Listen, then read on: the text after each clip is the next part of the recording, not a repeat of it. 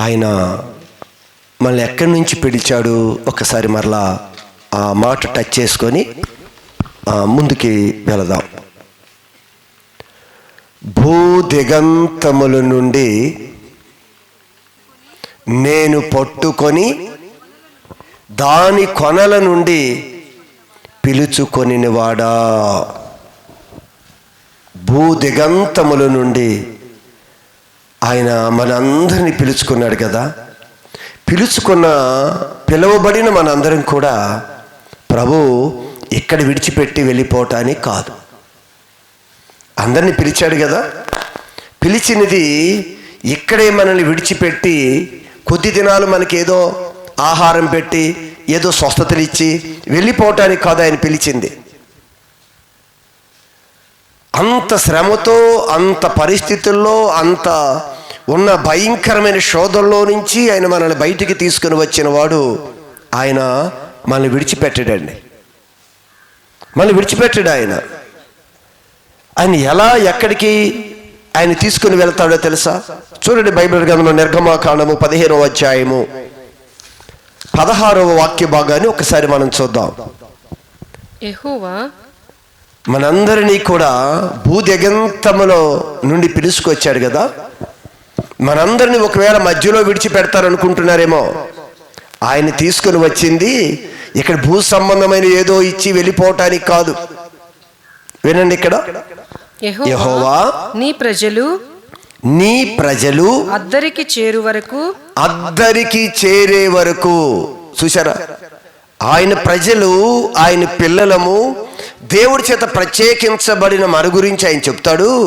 ఈ ప్రజలు, ఈ పిల్లలు అద్దరికి చేరే వరకు అంటే ఎక్కడికి తీసుకొని వెళ్ళాలి అని మన పిలిచాడో అక్కడికి, ఆ దరికి, ఈ దరినున్న మనము ఆ పరలోక రాజ్యానికి అద్దరికి చేరే వరకు నీవు సంపాదించిన ఈ ప్రజలు, నీవు స్వరక్తమిచ్చి సంపాదించుకున్న ఈ ప్రజలు.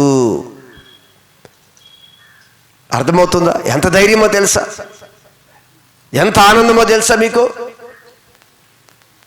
నేను సంపాదించుకున్న నా ప్రజలు అద్దరికి వెళ్ళే వరకు నీ బాహుబలము చేత పగవారు రాతి వలె కదలకుండా ఉంటారు.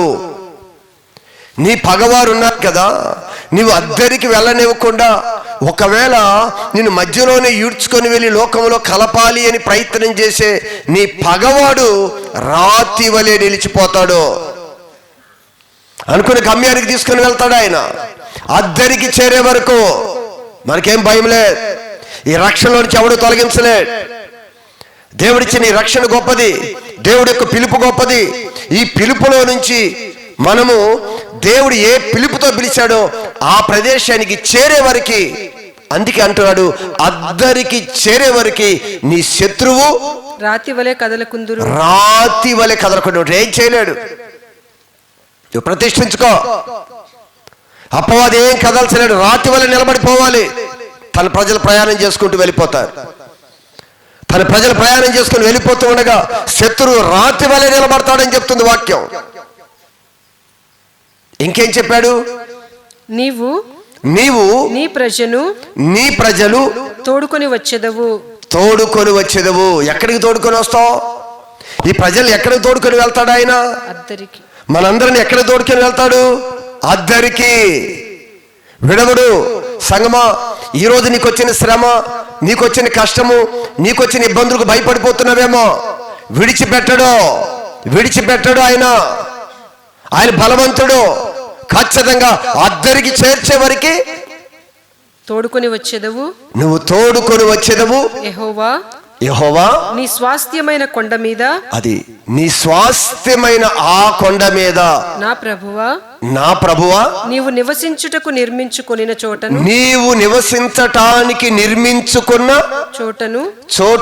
నీ చేతులు స్థాపించిన పరిశుద్ధాలయమందు వారిని నిలువబెట్టెదవు. హల్లెలూయా, హల్లెలూయా. ఎక్కడ నిలబెడతాడో తెలుసా?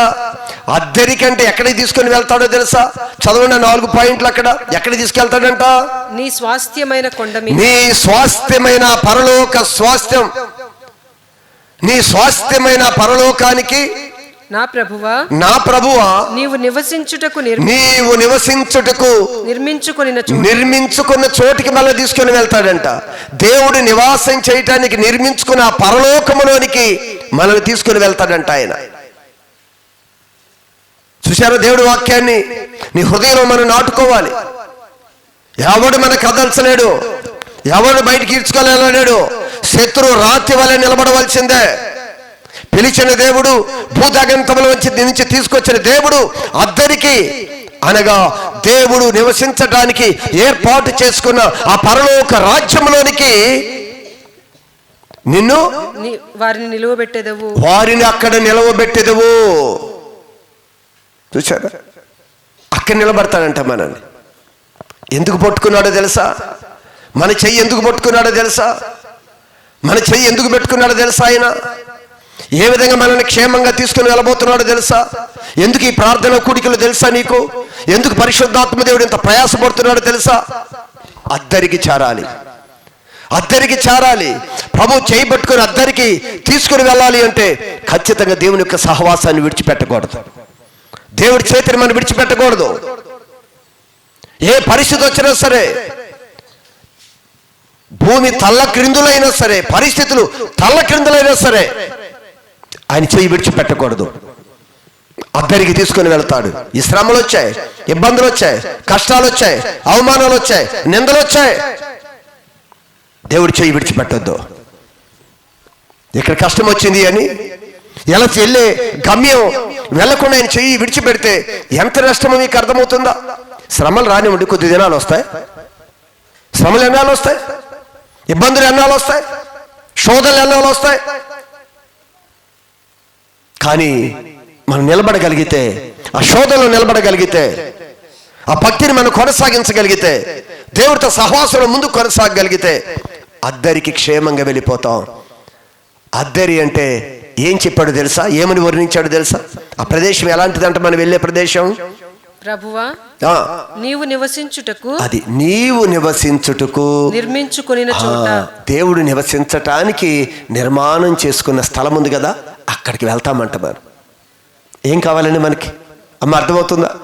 దేవుడు నివసించటానికి ఏర్పాటు చేసుకున్న ఆ స్థలంలోనికి మనల్ని తీసుకొని వెళ్తాడంట. అందుకు పిలిచాడు మనల్ని. ఎందుకు వెనక్కి అడుగు వేయాలి? ఎందుకు వెనక్కి అడుగు వేయాలి? పరిస్థితులు ఎందుకు దడవాలి? ఎందుకు నిరుత్సాహపడాలి? రానివ్వు, ఏమొస్తాయో రానివ్వండి.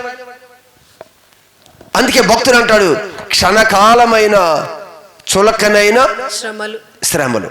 ఎంతకాలం ఉంటాయండి శ్రమలు? మనకుంది 70-80 సంవత్సరాలు మన జీవితం. దేవుళ్ళు వచ్చి ఇవేమనే గందరగోళం ఏం చేయగలుగుతాయి? అద్దరికి వెళతాం. ఇక్కడ ఈరోజు ఆరాధిస్తున్నాం కదా, ఇంతకన్నా 100 రెట్ల ఆనందాన్ని అనుభవించి ఆ రాజ్యంలోకి వెళ్ళిపోబోతున్నాం. ఈ భూమి మీద ఒకవేళ నువ్వు సంతోషాన్ని ఎక్కడైతే అనుభవించావో, పీక్, ఇది బాగా సంతోషం అనిపించావో, అందుకే ఎన్నో రెట్ల సంతోషాన్ని మనం అక్కడ చూడబోతూ ఉన్నాం. అందుకే శత్రువు రాతి వలె నిలిచిపోతాడు. శ్రమ వచ్చిన వెనక్కి తిరగొద్దు, పరిస్థితుల్లో ఎక్కడ కదలొద్దు, ప్రభుతో వెంబడిద్దాం. ప్రభు చెప్తుంది చివరికి ఒకే మాట, యెహోవా నిరంతరము ఏలువాడు. ఎప్పుడంట? నిరంతరం మన ఏలేది ఎవరు? ఆయన ఏలుబడి కిందకి నువ్వు రావాలి. ప్రభా, నువ్వే నన్ను నడిపించయ్యా.